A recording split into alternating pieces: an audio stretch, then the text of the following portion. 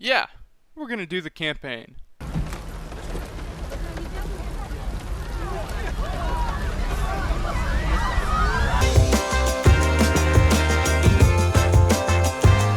mean, what the fuck am I gonna say about the multiplayer that hasn't already been said? Number 1, it's gone from microtransaction free to give me your money please. Number 2, the ults are kinda lame. Number 3, it's fucking Call of Duty. Okay, case closed. Thanks for watching, everybody. And now it's time to talk about the part of Call of Duty games that I enjoy. The campaigns.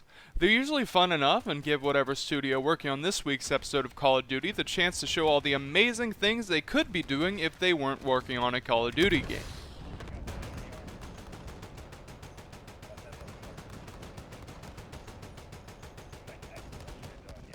This time, the special gimmick to make the campaign stand out is the horrors of modern war. Oh god, the horrors. Except not really.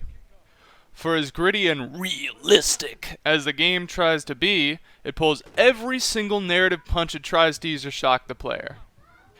I mean, yeah, actually killing a small child on screen probably isn't the best way to make your game marketable. But I mean, why even bring it up if you're just gonna cop out like a virgin at an orgy? Now, sir. Give us the wolf! Mercy is weak. The game is littered with events like this. Events that completely undermine the theme it's trying to convey. While Modern Warfare has made great strides in making gameplay look and feel more realistic, like friendly fire actually killing friendly soldiers so your missed shots just bounce off their skin like they're made of unobtainium.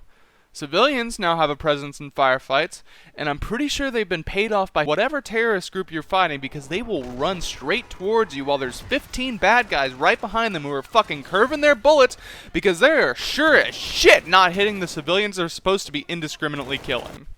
Also, the guns have gotten a massive facelift in the animations and effects. Every blast with the M870 is like a goddamn fireworks show localized entirely on one dude's face. And don't get me started on the flame rounds. Good God, don't get me started. But all these improvements to realism are made somewhat pointless because of the ridiculous action movie narrative the game presents while the game pretends it's on par with fucking Heart of Darkness. The biggest offenders are the set-piece moments where you're given the illusion of choice, but picking what the game considers the wrong choice lands you with one of these. If you're gonna give me the option, why don't you let me live with the consequences? Isn't that what this game is supposed to be about? What happens when you take off the gloves? While this game tries to be a new Call of Duty, one that won't take control away from the player for a big set-piece moment, the game gives two contextual options with only one being what the game considers to be the right answer. This is not an acceptable substitute.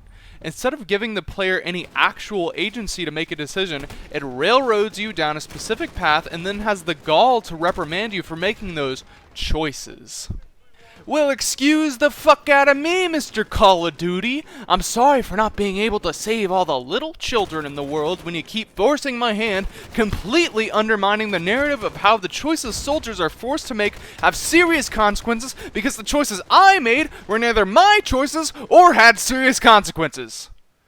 I mean, some kids died, but that happens all the time. You ever heard of malaria? Alright, listen.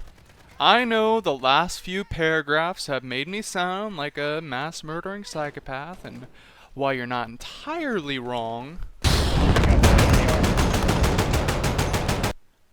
it's clear that this game doesn't know what it wants to be.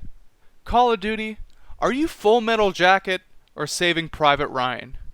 You can't have your mass murder and eat it too. Apparently, to the game, there are times where a little civilian bloodshed can be excused, and times where it cannot. But friendly fire will not be tolerated should be friendly fire will not be tolerated. Take a stance, Call of Duty. Are soldiers held accountable to their actions no matter what? Or do the rules of war only apply to soldiers below a certain rank?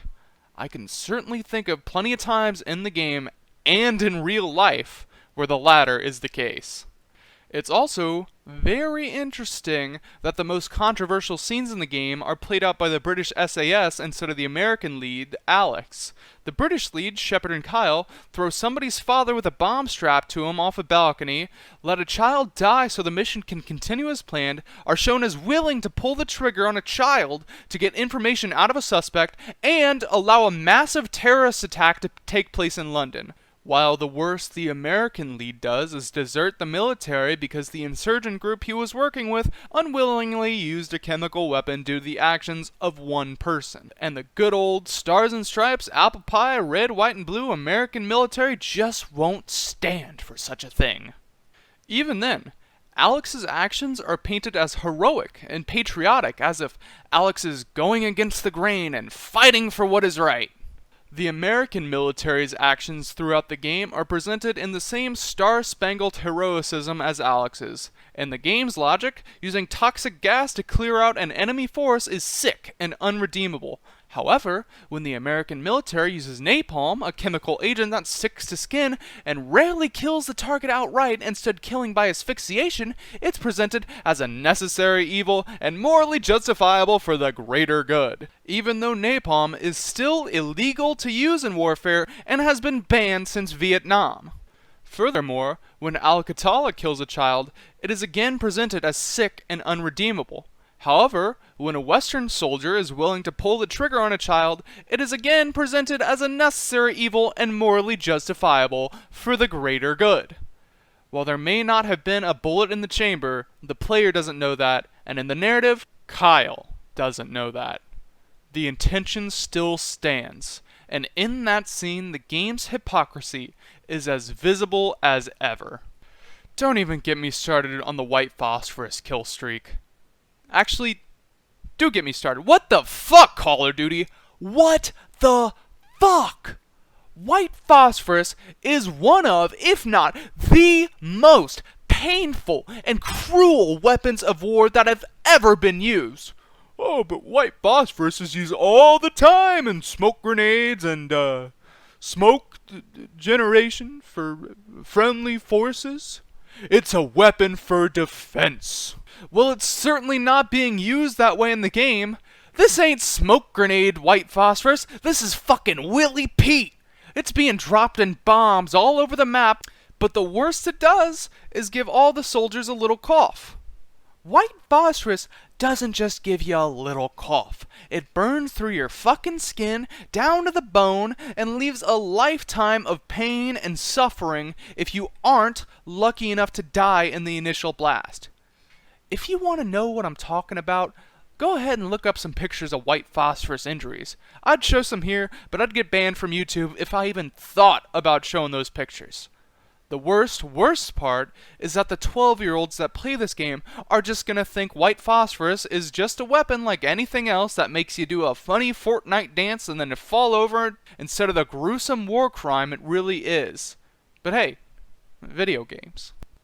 There are many other disgusting interpretations of real-life events that happen in the game, like the highway of death bombing of civilians being done by Russians instead of the real-world event, which was an American-made atrocity, as well as the presentation of the Russian military as soulless killers that fire off gas bombs like an American eats cheeseburgers, which honestly I'm a little less angry about because of the general evilness that happens in the Russian plutocracy. These topics have been done to death on YouTube, and mentioning them here is just an obligatory what the fuck to Infinity Ward and Activision.